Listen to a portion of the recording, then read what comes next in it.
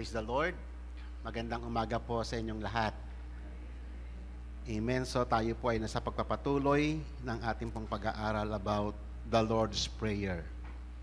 Ang panalangin na ito ay binigay ng Panginoon sa atin dahil sa kanyang habag at biyaya sa atin upang turuan tayo kung papaano talaga ang tamang pananalangin. So nakita natin yung unang aspeto ay mahalagang tayo ay may kaugnayan sa ating Diyos. Siya ay tatay natin at ito ay napakalaking pribilehyo na binigay ng Panginoon sa atin upang tayo ay makalapit sa kanyang mahabaging trono. Pangalawa, bagamat siya ay binigyan niya tayo ng privilege na makalapit sa kanya at makatawag tayo ng Ama, Ama ko sa pamamagitan ng Espiritu Santo, alalahanin po natin na siya ay banal. Kaya dapat alam nating manginig sa kanyang presensya. He is holy. At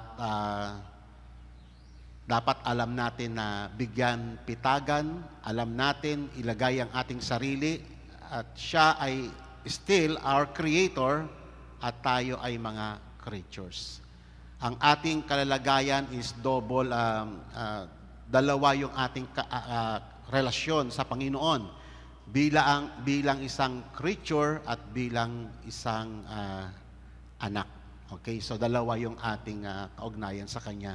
Kaya dapat nandoon lagi na tayo, alalahan natin lagi, maging maingat tayo pag tayo nasa presensya ng Panginoon.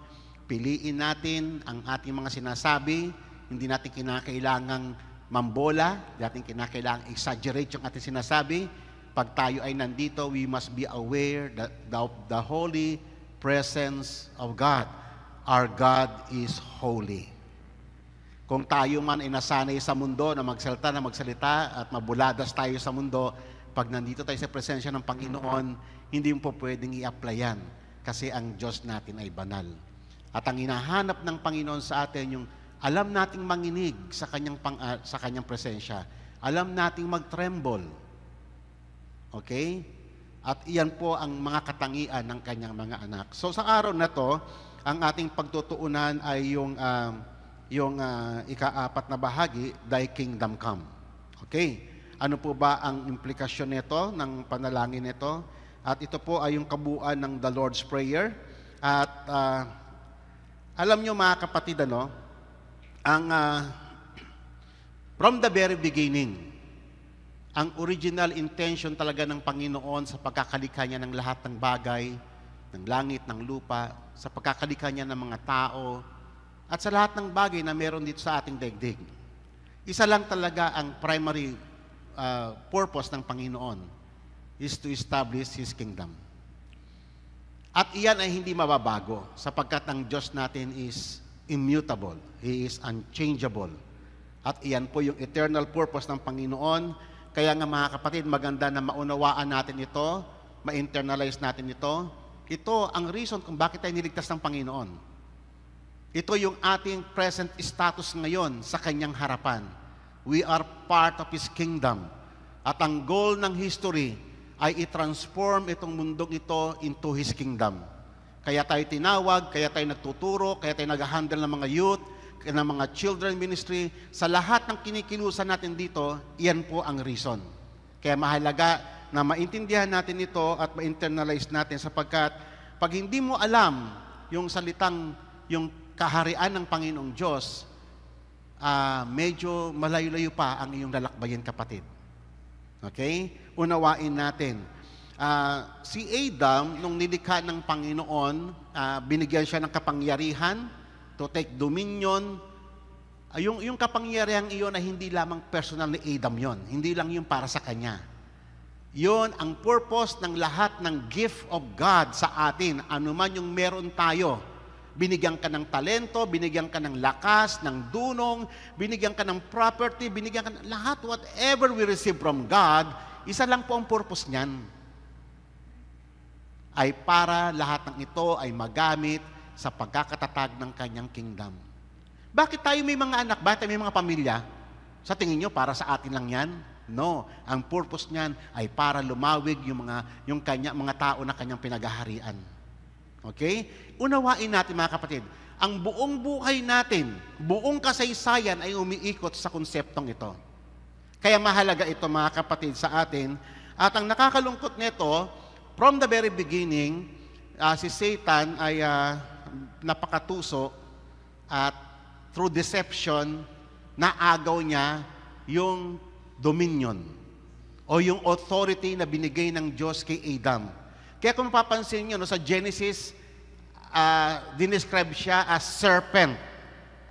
Pagdating sa Book of Revelation, he is a big red dragon na ang daming ulo, ang daming korona. Ganun nakalaki ang dominion ni Satan. At kitang-kita naman natin sa paligid natin, yung kanyang domain. So ngayon mga kapatid, yan po yung buong kasaysayan. Kung bakit man hinirang ng Panginoon si Abraham, bakit ni-raise ni God si Abraham, bakit meron si Noah, bagamat, kunyari kay Noah, alam natin yung kwento, ang taong masama at niligtas ng Panginoon yung isang angka na si Noah at kay Noah nagpatuloy ang lahat. Ang lahat ng purpose na yon is the kingdom of God. Kasi never na inabandon ni God yung kanyang eternal purpose. Magpapatuloy ito.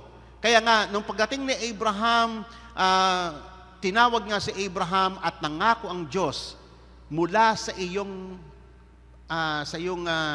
loins, sa iyong sinapupunan ay magkakaroon ka ng mga hari na mga anak. At totoo yun di ba? Bagamat, kung titignan mo, impossible, di ba? Kasi old age na si Abraham and then si Sarah ay hindi lang old age, barren pa, paug pa. Pero because of the promise of God, because of the eternal purpose of God, sabi ng Panginoon, magkakaanak ka. Ang purpose ng Panginoon na i-establish ang kanyang kingdom at mula sa iyong mga anak, may lilitaw na mga hari. Totoo nga, ang daming haring lumitaw kay Abraham. At isa na doon si David. Pagdating kay Haring David, nakita natin yung covenant ng Panginoon. Di ba? I will establish sa iyo yung yung aking kaharian. Establish ko sa iyong lahi. Lilitaw ang Mesaya. So, hanggang sa dumating ang Panginoong Yesus.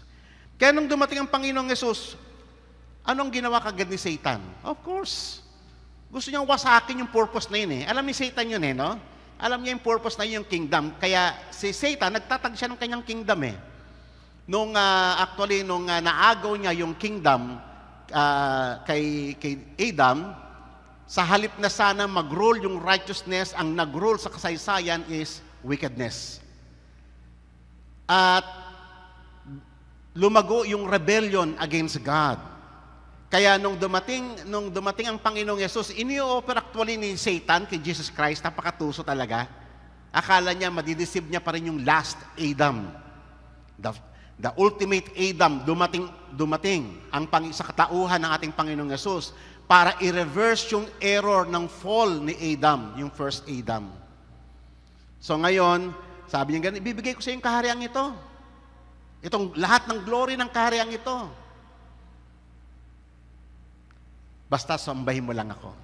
Okay? Napakatuso niya, Pero hindi doon, kasi alam ng Panginoon na siya ang totoong heirs ng kingdom na ito. Kung babasahin niyo yung Psalms chapter 2 at babasahin niyo mga ibang passages, siya talaga ang heir ng mundo. At kanya talaga yan. At siya ay dumating bilang hari ng kanyang kaharian. Okay? So malinaw yon. Kaya makita niyo buong preaching ni Christ, ang pinaka-main theme ng kanya mga preaching sa four gospel, mababasa niyo ito. Matthew, Mark, Luke, John is all about the kingdom of God. Okay? Sa unang-una pa lang na kanyang pambungad na preaching, sa may chapter 4, verse 17, ang unang-una niyang message, repent for the kingdom of heaven is at hand. And then, sa may beatitude, mapalad ang blessed the poor in the spirit, for theirs is the kingdom of God. At ganun din sa may verse 5, verse 10. Blessed are those who are persecuted for the sake of righteousness, for theirs is the kingdom of God. At doon sa may Lord's Prayer natin pag-aaralan ngayon, Thy kingdom come, Thy will be done on earth as it is in heaven. Ganun din sa may chapter 6, verse 33 na popular song Seek ye first the kingdom of God and His righteousness, and all these things shall be added unto you. Lahat ng ito, kingdom concept, ang lahat ng preachings ng Panginoong Jesus. And then sabi niya sa mga alagad niya, sabihin niyo sa mga tao, as you go, as you preach the gospel, sabihin niyo, the kingdom of heaven is at hand, sapagkat dumating na yung hari. Okay? And then, nung nag-cast out siya ng demons, ito ang sinabi niya, but if I cast out demons by the Spirit of God, then the kingdom of God has come upon you. And then, in chapter 13, verse 11, sabi niya sa mga alagad, to you, it has been granted to know the mystery of the kingdom of heaven. So marami pa yan, no? Kung i-go over natin, kulang isang session para talakayin natin yung mga topic ng Panginoon about the kingdom of God. Ngayon, punta tayo doon sa ating paksa ngayon. Thy kingdom come, your will be done on earth as it is in heaven. So yan po yung ating pagtutuunan ngayon. Gaano kahalaga ang portion na ito ng panalangin? Bakit ito, mga kapatid, ang pinaka-central point, pinaka-priority sa ating mga panalangin? Tayo kasi, alam nyo mga kapatid, no, intindihin ninyo yung ating fall. Tayo ay bumagsak sa kasalanan. At alam nyo ba, ang pinakamatinding effect ng fall sa atin, yung pinaka-worst effect ng pagbagsak sa kasalanan, alam nyo kung ano? At kitang-kita natin to sa ating mga sarili, magpahanggang ngayon. Ano yon? Self-centeredness. Lahat ng panalangin natin patungkol sa iyong sarili, sa iyong kaligtasan, sa iyong kagalingan, trabaho, financial na pangangailangan, sa mga sagot sa problema mo, para sa iyong pamilya, doon lang umiikot usually ang ating panalangin. Amen? Hindi niyo ba napansin yun? Kaya tayo tinuturuan tayo ng Panginoon ng proper prayer because we do not know how to pray. At ang unang-unang ibinigay ng Panginoon na panalangin, aside from addressing God as your Father who is in heaven, hallowed be thy name. The first part, the central point, or the pinaka-apex priority ng iyong panalangin ay, Lord, thy kingdom come, thy will be done on earth as it is in heaven. Kung maintindihan ninyo yung implikasyon ng panalangin ito, it means clash. Kasi tayo may sarili tayong kagustuhan eh. Amen. Marami tayong gustong mangyari sa buhay. At usually, ang thinking natin pag nagpe-pray tayo ay para gawin ng Diyos yung hinihingi mo. At iyan ay nire-reverse ng Panginoon. Hindi yung, kung alam na ng Diyos eh, bago ka, sabi niya nga sa may prayer kanina, di ba? For He knows kung anong kailangan mo, bago mo pa pinag-pray. Hindi ba alam ng Diyos yun? Bagamat He required us to pray, He required us to pray particular, na sabihin mo talaga, in detail yung sabihin mo. Pero, it doesn't mean na hindi, doon pa lamang nalaman ng Diyos sa panalangin mo. No. Alam niya na, our God, you are approaching an omniscient God. He knows everything. Hindi ka pa nagsasalita, alam niya na yung sabihin mo. Amen. So therefore, kaya ito yung tinuturo ng Panginoon. Ito kasi yung ayaw mong ipanalangin. Ito yung portion na hindi mo alam hingiin. Ito yung portion ng panalangin na hindi mo inaakalang kailangan mo. Pero kailangan mo. Amen. Kasi mas alam ng Diyos kung ano yung totoong kailangan natin eh. Minsan ang alam natin kailangan natin yung material things. Pero kay God, hindi. Ang sabi niya nga rito sa may Matthew 6:33, unahin niyo muna. Seek first His kingdom and His righteousness. At lahat ng yan will be added. Alam niyo ba yung salitang added? Idadagdag na lang. Hindi ba alam ng Diyos na kapag ikaw ay may sakit, kailangan mo ng kagalingan? Hindi ba alam ng Diyos na kapag ikaw ay nasa peligro, kailangan mo ng kaligtasan? Ay, hindi ba alam ng Diyos pag ikaw nasa problema, ay hindi ba alam ng Diyos na kailangan mo ng solusyon? Alam ng Diyos lahat yan eh.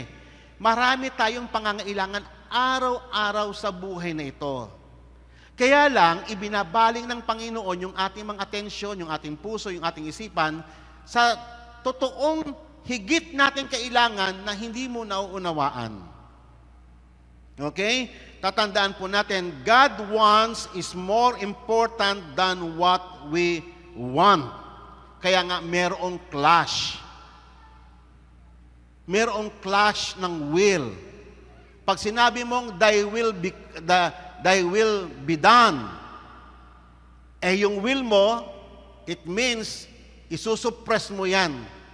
It means na i-yield mo, isusurrender mo yung will mo, para lamang mangyari yung will ng Panginoon. Okay? So ngayon, tatandaan po natin, no? This is very important. Praying is not going to God with shopping list.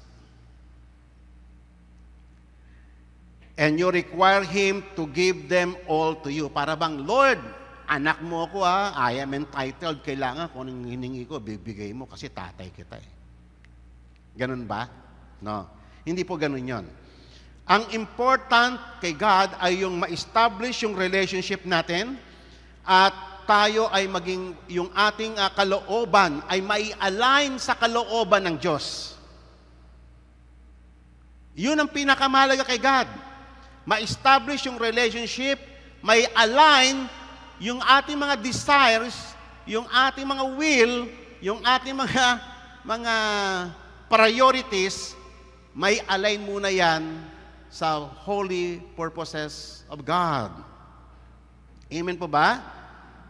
Hindi nyo napansin sa ibang mga passages na tinuro ng Panginoon, sabi niya, for example, in John chapter 14, verse 13, whatever you ask in my name, that I will do, so that my Father may be glorified in the Son. Oh, ano daw hingiin mo sa kanya, bibigay niya. Kaso ganun ba nangyayari? Kunyari, Lord, gusto kong tumaman ng wedding, patamain mo naman ako kasi may pangangailangan ako.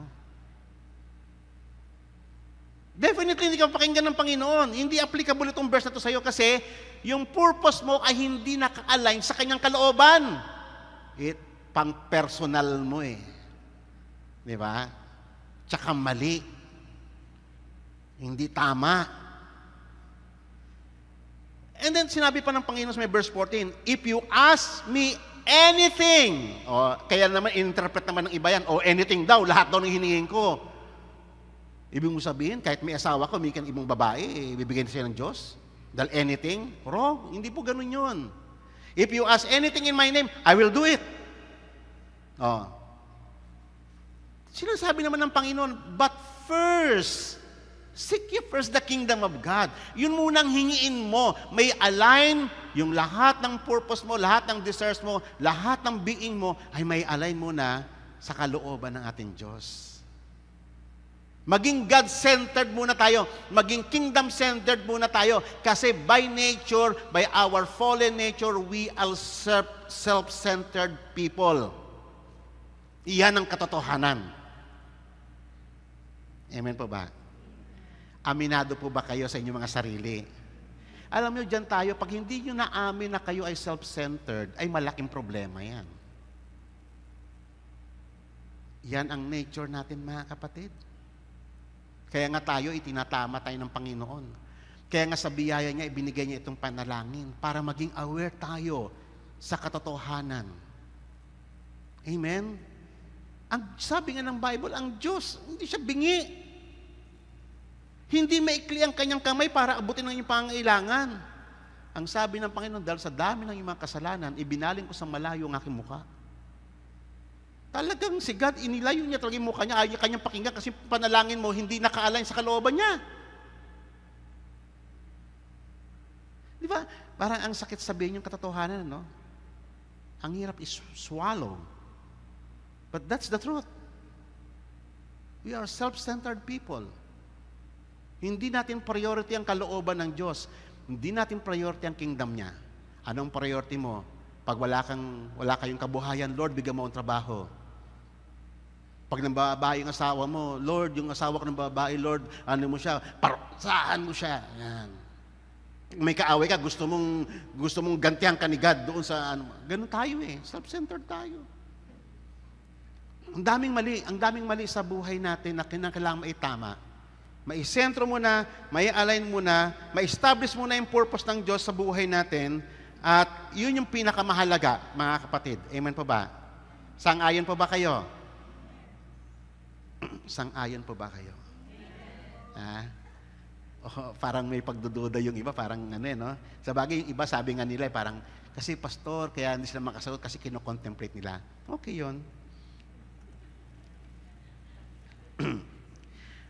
Bakit nga kaya, no? Ano ba kasi ang benefit ng kingdom of God? Bakit iyon ang kinakailangan mong unahin na ipanalangin? Yung pagharian ka ng Diyos. Alam nyo kasi may implication yan eh, pag sinabi mo, thy kingdom come. Pag sinabi mong thy kingdom come, ibig sabihin, you are asking for the king of that kingdom to come into your life and to bring his kingdom to you. Tama? Hindi po ba? Alam naman kingdom lang, tapos ayaw mo sa king. Amen. At kapag dumating yung king na yon, ng kingdom na yon, what does it mean? O meron bang king na walang will? Meron bang king na walang rule? Of course, magro-rule siya. Yun ang implication ng salitang, thy kingdom come. You are asking, you are requesting, and God wants you na iyon ang top priority mo. Lord, pagharian mo ko sapagkat hindi ko alam na i-rule ang sarili ko. Kailangan ko na may magro-rule sa buhay ko sapagkat ang buhay ko lihis-lihis. Ang desires ko lihis-lihis. Yun ang implication nun eh, ng the Lord's Prayer. Amen po ba? Aminado po ba kayo doon? Kailangan nyo bang ipag-pray yun? Kailangan nyo po bang ipag-pray yun? So nakita nyo, no, papunta tayo doon sa ano ba yung benefits nung bakit iyon, no? Bakit mahalaga yon? Bakit? Lord, ano mahita ko sa kingdom mo? Ang kailangan ko ngayon, trabaho, ang kailangan ko ngayon, kabuhayan. Mabubuhay ba ako? Mabubusog ba yung mga anak ko sa kingdom of God? Di ba? Parang ganoon eh, no? Ano nga ba mahita natin sa kingdom of God? Meron ba? Kasi sabi ng Panginoon eh. Naalala nyo yung kwento ni Apostle Paul, sila Apostle Paul, nung nasa bilangguan. Tayo kasi, because of our fallen state, nakatingin lang tayo sa mga bagay na literal o physical na makapagliligtas sa atin sa immediate nating kalagayan. Hindi natin nakikita yung pagliligtas, may mas higit pa doon na beyond sa ating knowledge. For example, bigyan ko lang kayo ng kwento, no? Nung ikinulong si Apostle Paul at saka si Barnabas yating kasama niya, na ikulong sila noon eh. And then habang sila nasa loob ng kulungan, nakakulong na nga sila, naka-chain pa sila para wag makawala talaga. Nakakulong na nga, naka-chain pa eh, no? Grabe yung parang Bartolina eh.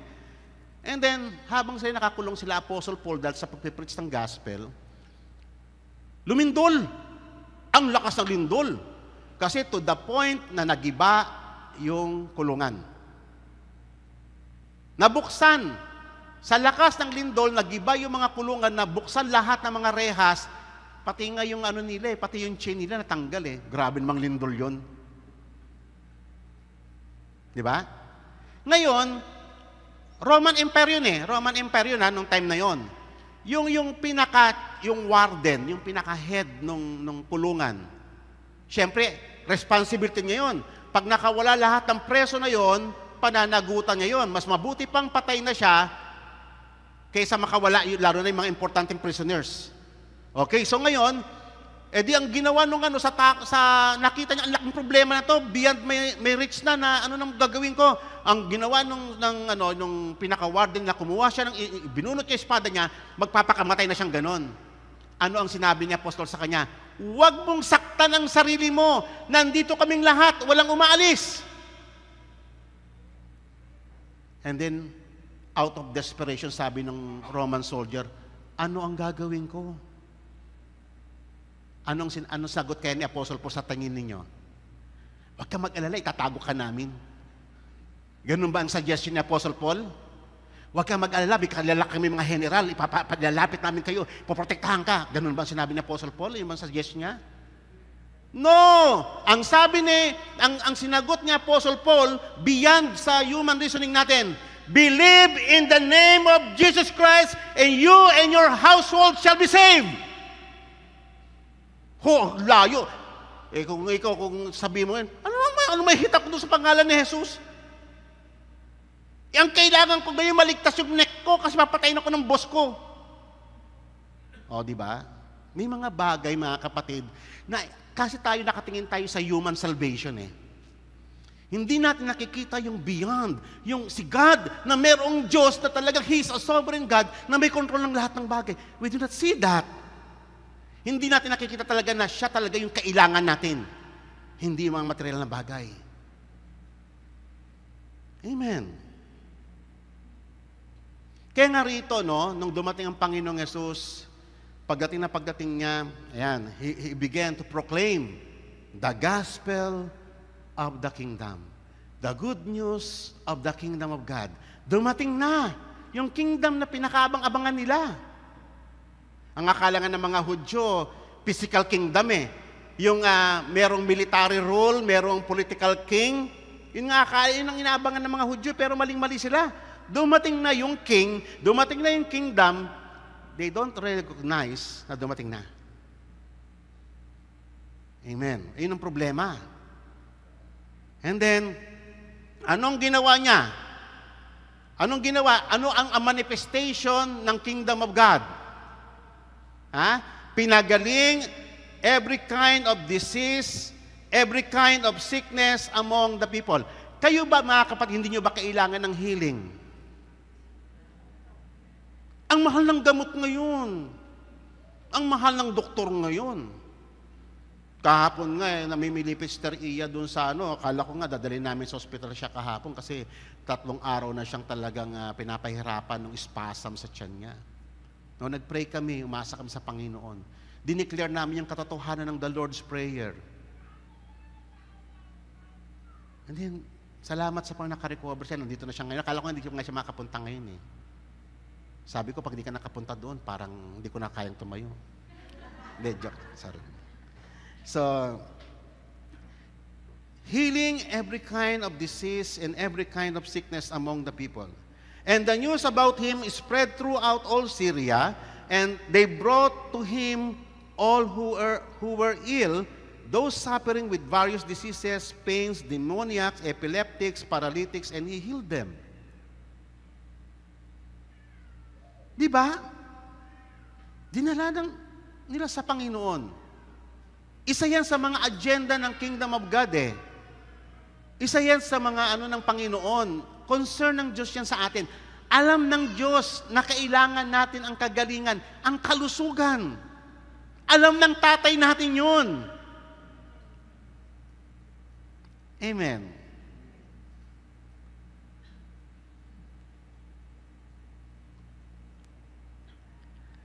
Yung establishment ng Kingdom of God sa mundong ito is the only practical solution sa problem ng humanity. Alam nyo ba, kayo ba ay familiar sa tinatawag na social gospel? Ang social gospel ay grupo ng mga Kristiyano na ang dala-dala nilang gospel is medyo malabnaw lang. Ayaw nilang mag-focus sa kasalanan, ayaw nilang mag-focus sa mga anything negative, kasi pangmasa nga social eh. Kaya nga social gospel.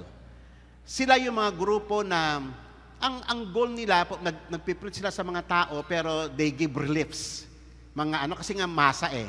So nakatingin sila sa mga, yung mga maitutulong nila sa mga tao, sa material things. So somehow, may paparating nila ang gospel through that, Marami ako nakikita niya, marami rin kaming kaibigan na yun ang stand nila, mga social gospel preacher sila. Pero rito, mga kapatid, hindi lang material things ang kailangan ng tao. More than that ang kailangan ng tao. Ang kailangan ng tao ay si God. Ang kailangan nila ay masumpungan nila ang kaharian ng Panginoon. Kaya mahalaga yung pagtuturo ng tamang ebanghelyo sapagkat iyon ang totoong kailangan ng tao. Hindi lamang yung ibigay mo ang pangangailangan nila. Pwede natin gawin yun eh. Alam nyo ba? Subukan ninyo. Mag-evangelize tayo dito, bigyan natin tag-isang kalating sakong bigas lahat ng mga tao. Ang punong-puno yan, panigurado.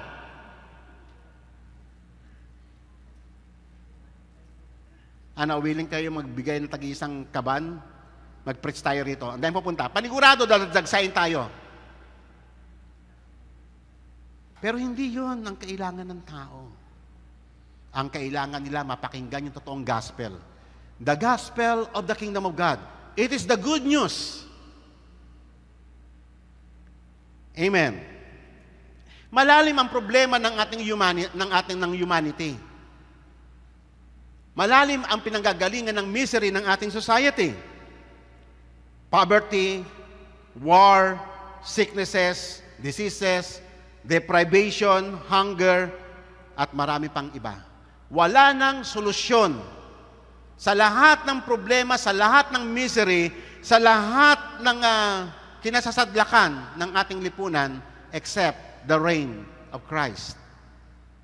Sang-ayon pa ba kayo doon? There's no other solution. Kaya nga yan ibinigay ng Panginoon na top priority. Ito ang kailangan ninyo, mga anak ko. Ito ang kailangan ng lahat ng tao. Thy kingdom come. Dumating yung hari. Maghari yung hari. Mag-rule yung hari. Amen. Tignan ninyo ha. Ito po ay sa Book of Revelation. Ito pa yung dumating na yung completion, yung fullness ng Kingdom of God. At ipinakita in a form of a vision sa Book of Revelation yung Tree of Life. Doon sa may yung ano kasi yung heavenly Jerusalem, it is the kingdom of God. Okay? It is the fullness of the kingdom of God ipinakita sa may Book of Revelation. Ang daming tree of life, hindi na lang iisa. Ang dami ng tree of life do sa river of life, nakapaligid ang daming trees of life. Okay?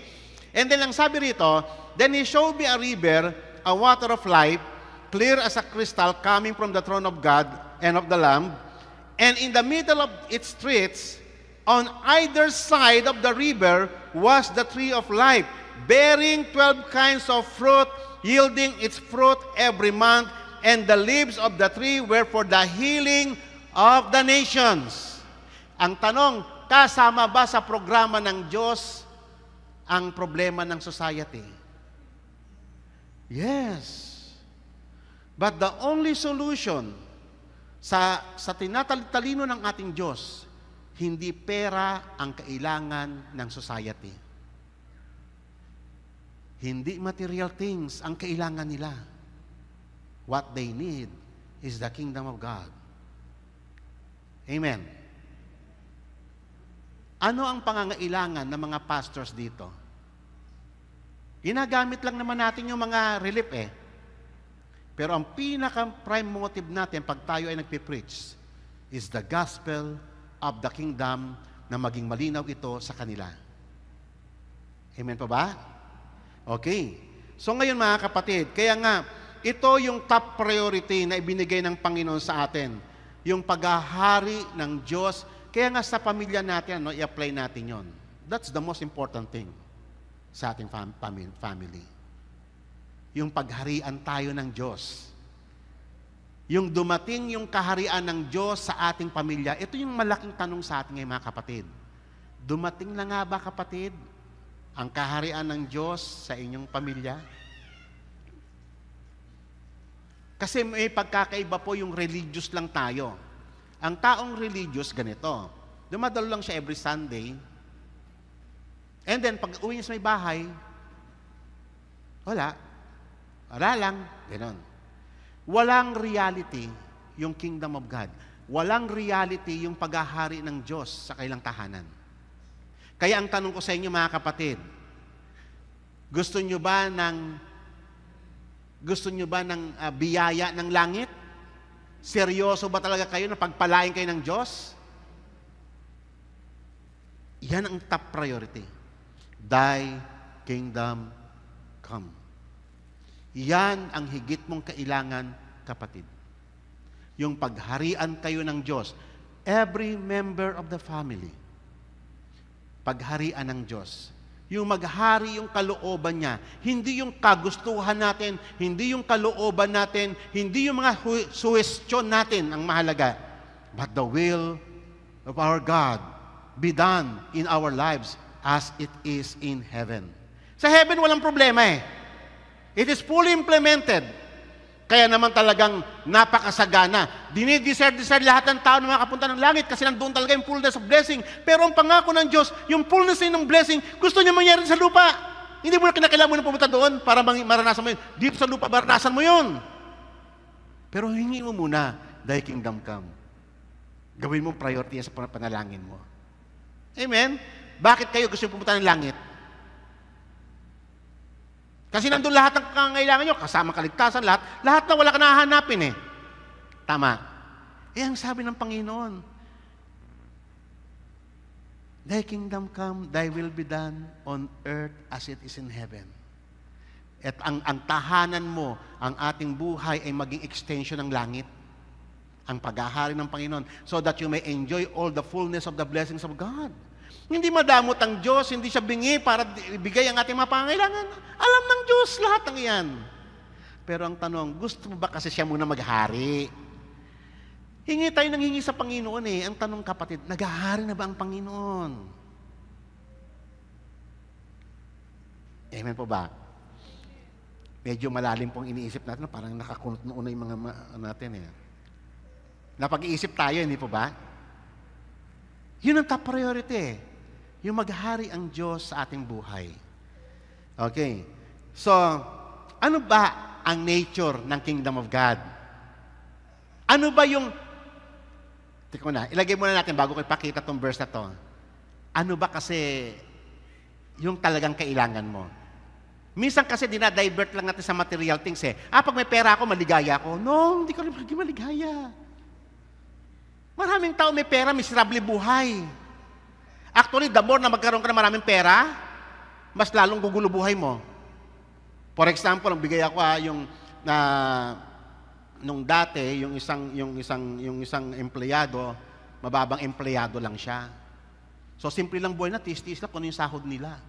Nung tumaas ng posisyon niya, naging manager na siya, ang laki na ng sahod niya. Biglang lumobo din yung kailang mga kapritsyo sa buhay. Yung asawa niya, natutong magsugal, natutong magbabae, natutong magano. Gumulo. Hindi yun ang makapagpapaligaya sa atin eh. Money can give you assurance, security, or anything. Ang kailangan mo yung pagharian ka ng Panginoon. Amen pa ba? Di ba minsan na yun ang hinihingi ng mga tao, Lord, bigyan mo, patasin mo naman sa sahod. Sige, tumas ang sahod mo nangyari sa'yo. Dumami ng dumami yung bisyo mo. Dumami ng dumami yung kalokohan mo. Marami ka nang kayang gawin ngayon dahil marami ka ng pera. Amen. Ang kailangan natin ay kingdom of God. Okay? So ngayon, ano ba kasi talagang kailangan mo? Di ba? Kaya kailangan mo ng pera kasi gusto mong lumigaya kayo. And we equate happiness sa joy. No, ang happiness is momentarily. Pag wala na yung moment na yon, wala na, hindi ka na happy. Pero iba yung joy. Tama? Ano bang higit mong kailangan sa may buhay mo? Kapayapaan, di ba? Ayoko yung may kaguluhan, gusto natin ayoko na sobrang stress sa buhay. Hindi ba yun ang gusto natin? Kapayapaan, kaligayahan, di ba? Hindi naman ang kingdom of God eh. Di ba? Di ba? Basahin nga po ninyo.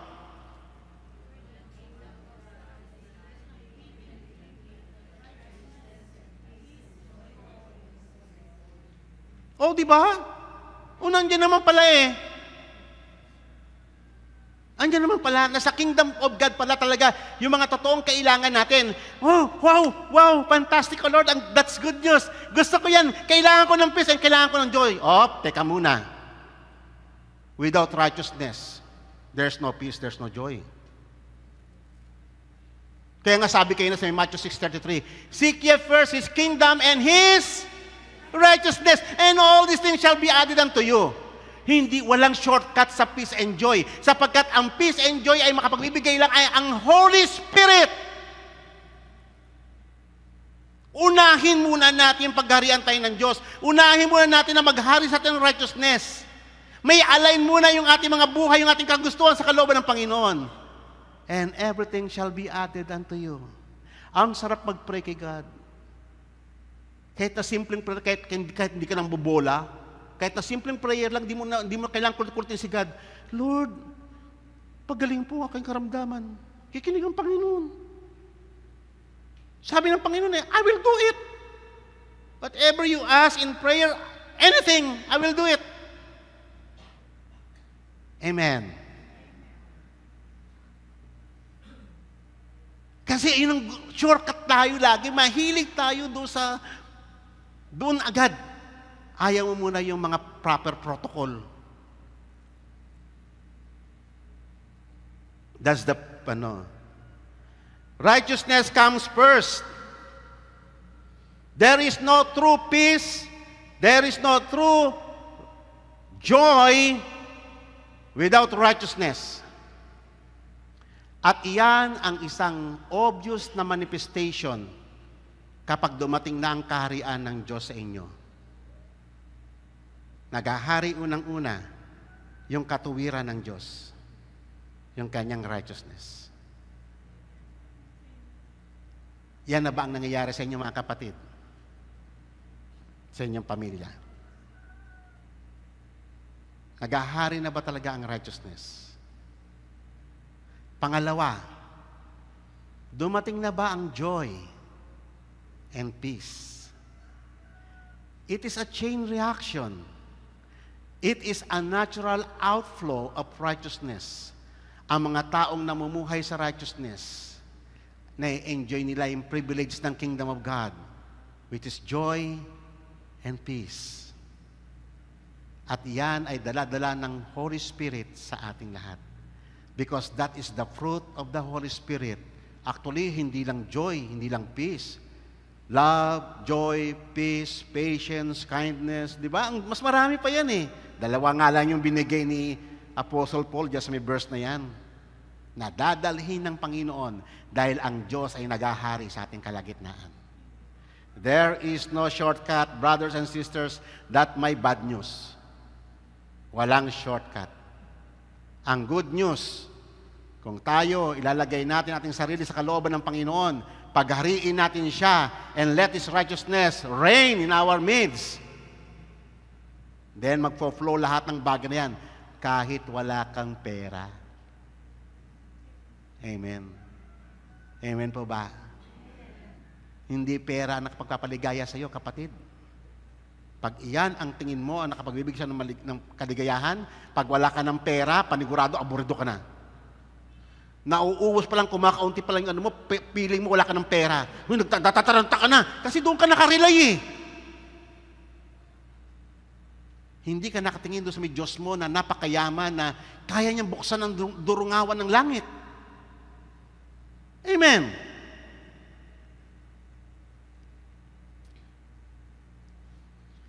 Pursuing peace and joy apart from the righteousness of God will only end in prostrations and misery. Why? Kasi artificial joy lang yun. Artificial peace. The world today is talking about a great deal of peace. Hindi ba? They're seeking diligently na masumpungan ng joy. Pero anong sabi ng Bible? There is no peace for the wicked. There is no peace for the wicked. Ang peace at ang joy ay tanging banal na Espiritu lamang ang makapagbibigay sa lahat ng mga taong pinagaharian ng Diyos. Amen. So, tatandaan po natin yan. Only the Holy Spirit could impart peace, joy, patience, etc., etc. Okay? Kaya nga sabi rito, ang kingdom of God ay hindi siya political kingdom. Kaya nga sabi nga ng Panginoong Yesus, nung siya ay kini-question ng mga Pharisees, sabi niya, as to when the kingdom of God was coming, He answered them and said to them, the kingdom of God is not coming with signs to be observed. Nor they will say, look, here it is, nor there it is. For behold, the kingdom of God is in your midst. Sa atin muna unang mamanifest ang kaharian ng Diyos. Amen? But in the fullness of time, yung kingdom of God sa atin ay magmamanifest sa buong society, even to the whole world. It will impact every life and thought of man. Yan ang effect ng kingdom of God. It is like the mustard seed na na-implant sa buhay ng isang Kristiyano. At yung isang Kristiyanong iyon, lumakad sa kingdom of God. And then yung impact no sa kanya, nag-manifest sa kanyang surrounding, sa lahat ng mga tao na kalubilo niya. At maraming na-impluensyahan ng kingdom of God. At ganun, how much more kung lahat tayo ganun. Yung impact nung paghahari ng Panginoon sa atin will impact every life and thought of every living creature. It will constantly growing until the whole world was transformed by it.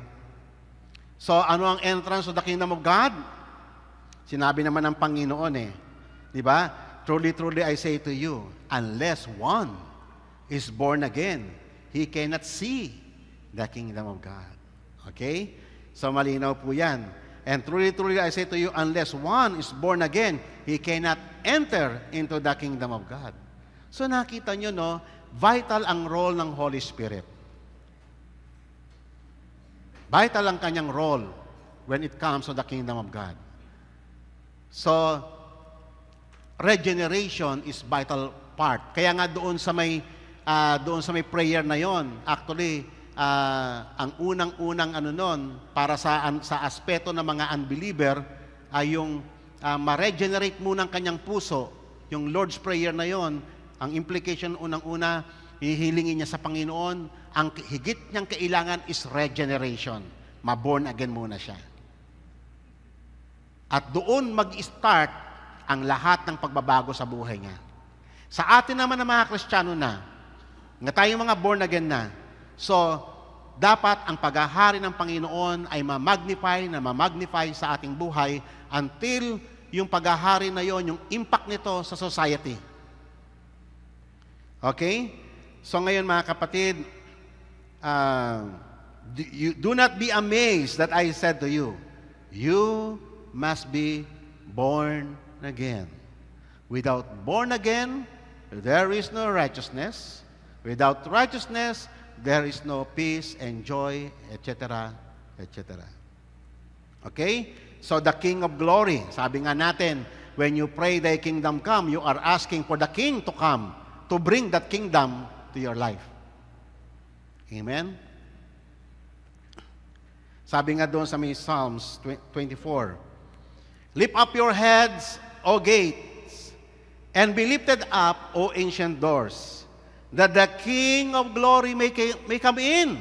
Oh, yan pala yun, yung prayer mo na, Lord, thy kingdom come. Ngayon ang tanong dito mga kapatid, are you willing na i-welcome yung King of Glory? Ano kaya ang gagawin ng King of Glory pag dumating sa buhay mo? Naalala nyo nung dumating ang Panginoong Yesus sa may temple? Anong ginawa niya? Nakita niya yung temple na supposedly a place of worship, naging tindahan. Ang daming baratilyo sa gilid na. Buti nga rito sa atin napigil yun, Salamat sa Panginoon sa biyaya niya. Otherwise, magiging baratilyo itong ating church. Okay? So, natigil yun.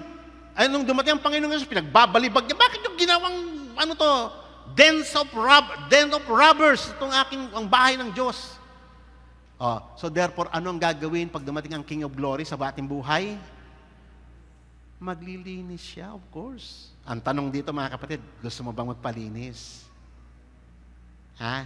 Siyempre, ibabalibag ng Panginoon lahat ng mga dapat ibalibag dyan. Amen. Tatanggalin niya eh. Dati ang bahay natin mukhang pugon. O, lilinisin ng Panginoon yan. Di ba? Marami pa sa atin mga kapatid. Aminin natin ito. Dito sa church, okay. Okay tayo, behave tayo. Pero pag nasa loob ng private lives natin, ano na kayang ginagawa natin? Kaya nga kung seryoso ka na talagang dumating sa'yo, yung blessings ang karya ng Panginoon, yung kingdom niya, expect this to happen to you. Ang papasok sa iyo ay King of Glory. Who is the King of Glory? The Lord mighty and strong. The Lord mighty in battle. A conqueror, a victorious. Who is the King of Glory? The Lord of hosts. He is the King of Glory. Yan ang wini-welcome mo, ang Panginoong Yesus. He is victorious. Conqueror.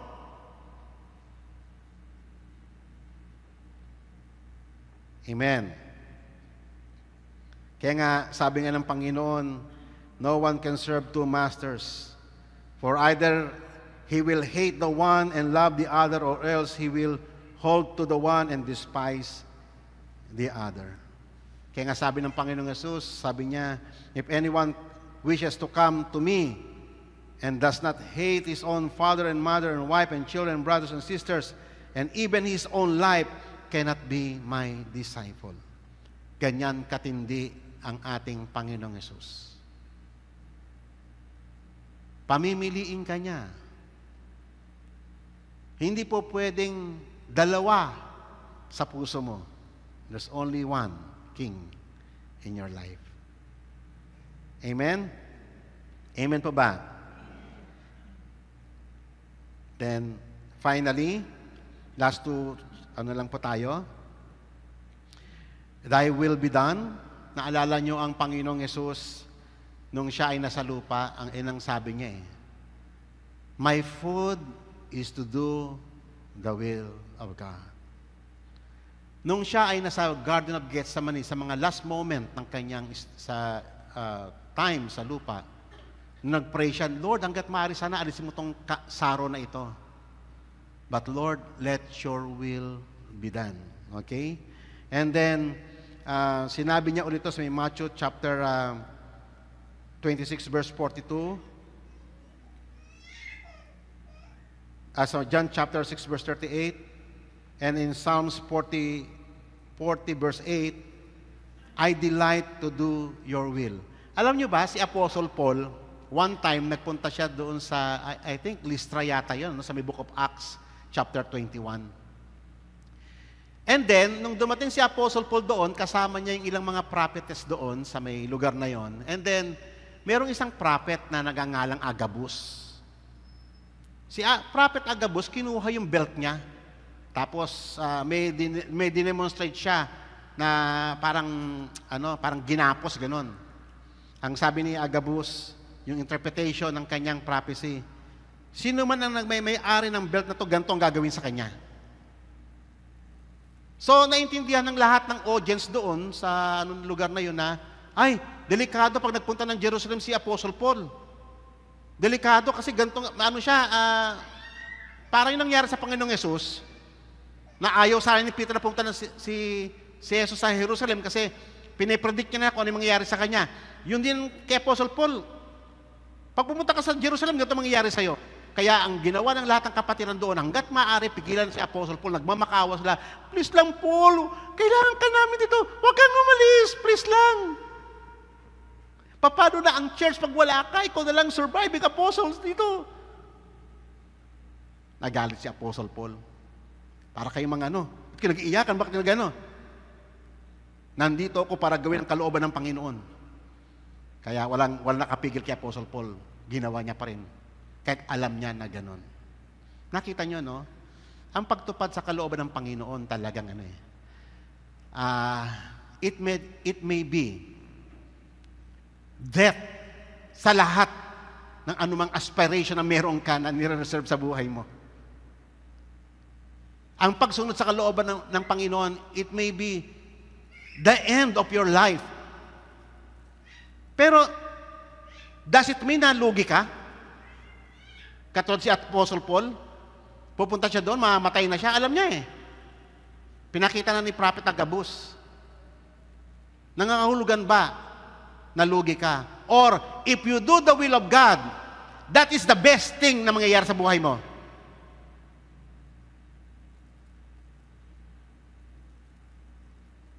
Parang hirap sagutin. Doing the will of God, even it is contradicting, even it is para bang talagang totally na, parang si Abraham, di ba? Dalhin mo yung anak mo sa Mount Moriah, i-offer mo sa akin. Oh, without a question, dinala niya si Isaac. Dinala niya, without any grumbling. Amen. No? Minsan may mga ganun ang Panginoon na sasabihin niya sa iyo na parang napakahirap isipin, napakahirap gawin. Pero pag ginawa mo, that is the best thing na mangyayari sa buhay mo. Siyempre, iba-ibang degree ang ng Panginoon sa atin. Alam ng Diyos kung ano talagang kailangan natin. Kaya sa madaling salita, mga kapatid, dito tayo mag-i-end, no?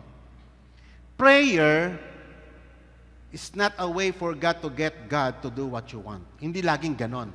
Bagamat sinabi niya, give us this day our daily bread. Hindi lagi para ibigay ng Diyos. Alam ng Diyos, may pangangailangan tayo. Pero, ang pinakamahalaga sa prayer, contrary sa ating nakalakihan na nandoon ka, magpipray ka, hingi ka sa pangangailangan sa Panginoon, contrary doon, ang prayer talaga na itinuro ng Panginoon sa atin is a way for you to become an instrument for God to do what He wants. Amen. Yun talaga dapat ang panalangin. Yung maging God-centered tayo, yung i-align natin yung kalooban sa kalooban ng Panginoon, yung hingiin talaga natin kasi mas alam ng Diyos yung makakabuti para sa atin.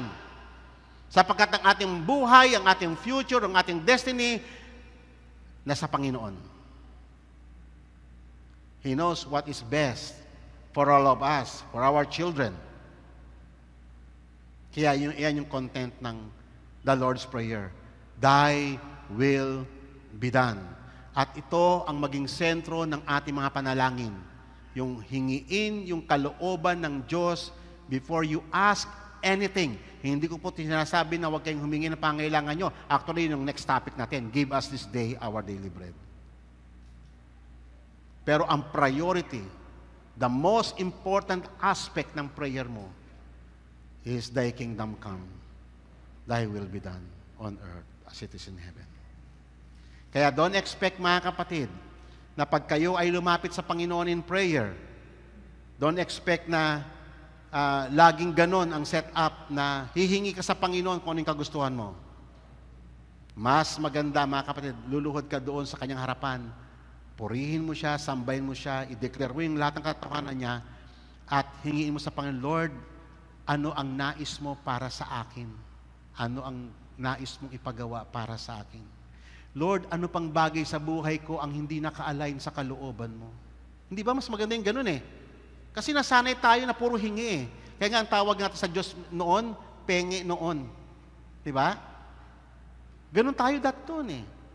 Hingi tayo lang tayo ng hingi without even understanding yung implications ng ating self-centeredness.